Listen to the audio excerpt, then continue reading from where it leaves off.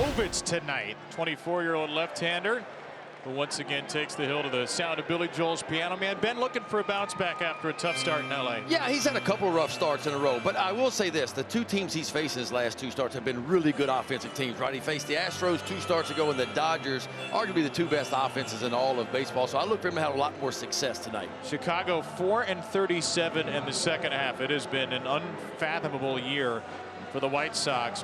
On a 1-2, there's a curveball.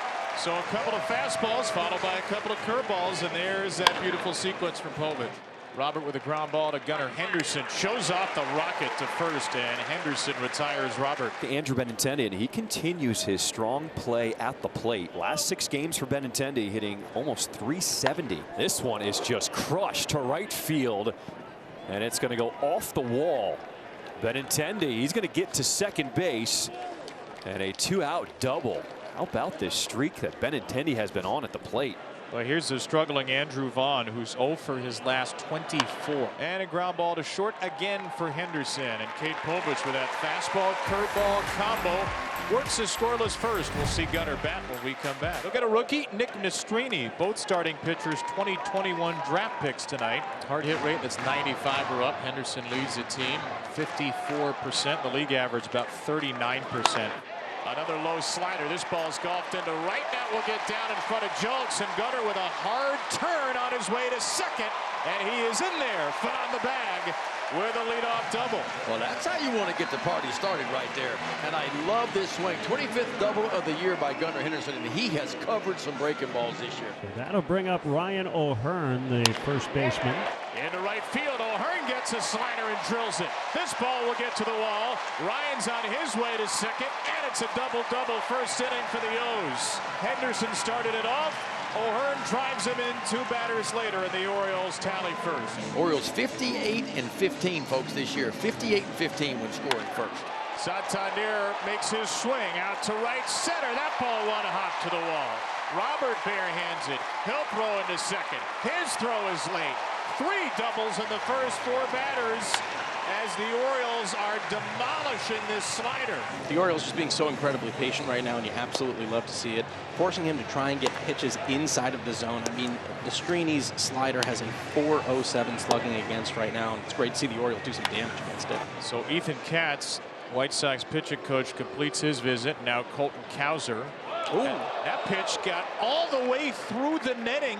Again? Down the tunnel. That's the second we've seen this year. We got another hole, or do we create the same hole? Was it Sir Anthony Dominguez who did it the first time? I think it was. Again, good thing nobody's standing back there. Maybe a fastball instead. That'll work just fine. Cowser with a single. Santander eventually, someday, probably is going to touch home. Colton Cowser gets a 3-1 fastball, and boy, was he happy about that. It is 3-0 Orioles. And so the Orioles, they have got the bases loaded in this second inning without the benefit of a hit. And if you're Grady Sizemore, the White Sox manager, and Ethan Katz, you are praying to the baseball gods that Nastrini can just make it through this inning. And then he runs a fastball up and away. 4 walks in the inning. Cowser drives in his second run as Henderson trots in, and it's 4-0. And you can kind of only imagine what's going on in the mind of Nick Nastrini right now. You're new to the major leagues. You're trying to make a good impression. You don't know where it's going. I mean, it's kind of that feeling, I imagine, where it's like you're on stage in your underwear and the audience is all laughing at you. I mean, it's got to feel something like that. 4-0 Orioles. Swinging a high pop fly to left.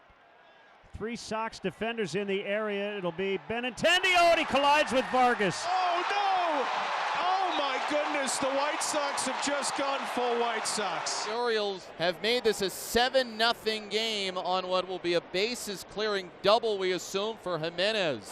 Now we got to make sure that Vargas is okay because he is still down on the grass. Worth noting with Miguel Vargas, this is his 22nd start of the year at third with the Dodgers. Played there his first 2.5 years. He had only played 1 single inning of third base. So this is a new position for him. He is typically a left fielder by trade, though he's played some second base as well.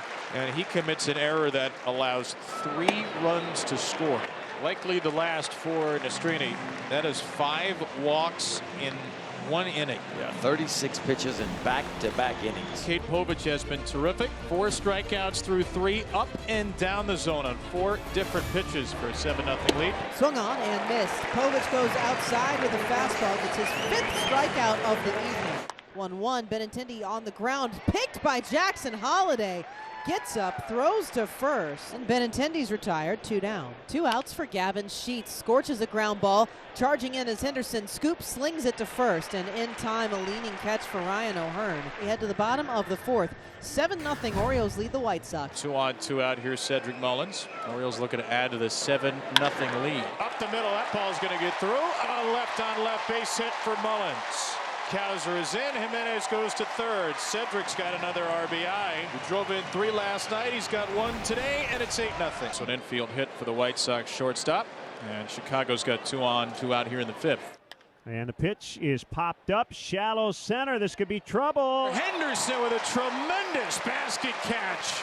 All the way out in Cedric's domain. Gunnar Henderson, what can't this kid do? And now the bases are loaded for the Orioles once again. It's been a theme of this game, and it's going to be Anthony Santander.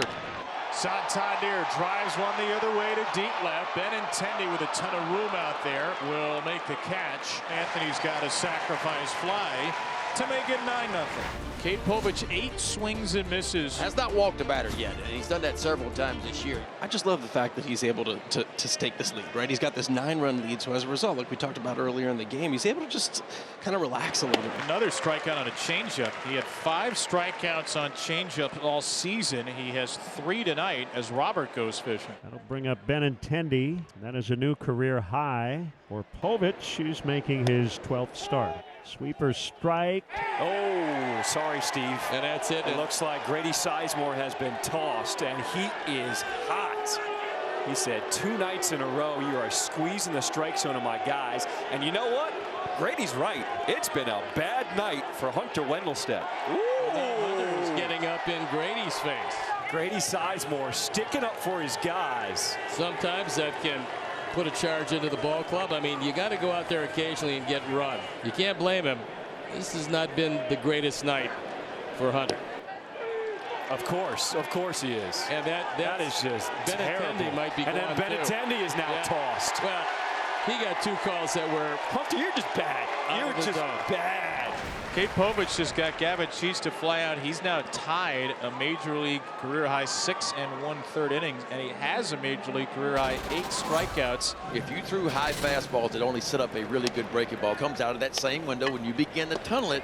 I mean, a hitter has trouble picking it up till about halfway there, and a lot of times it's too late by then. He's able to work really effectively at the top of the zone with that 4-seamer, and as a result, his other pitches really able to, pick up some slack as a result. And he's thrown a couple good changeups too, but he has kept them off his fastball by landing that breaking ball and putting that thought in their mind a little bit. Here's Lenine Sosa. 2 outs, nobody on. On 1-2, Povich gets Sosa to chase a changeup.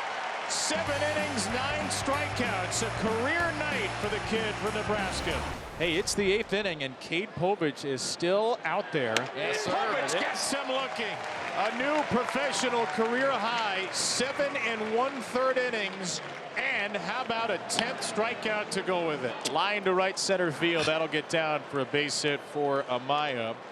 Only the 5th for Chicago today. That's going to be the final pitch thrown by Cade Povich. When he completed 7 innings, he ran right down the dugout steps past Brandon Hyde as if to say, there's no way you're taking me out. I need more. He got 1 more out. He got 1 more strikeout. Whether this was his alter ego Slim or not, the real Cade Povich stood up tonight. 2 outs, 9th inning. And now the Orioles need just 1 more. Into right, Austin Slater ends the game with a robbery in right. The defensive replacement takes center stage on the final swing of the game, and the Orioles complete their 8th shutout of the season.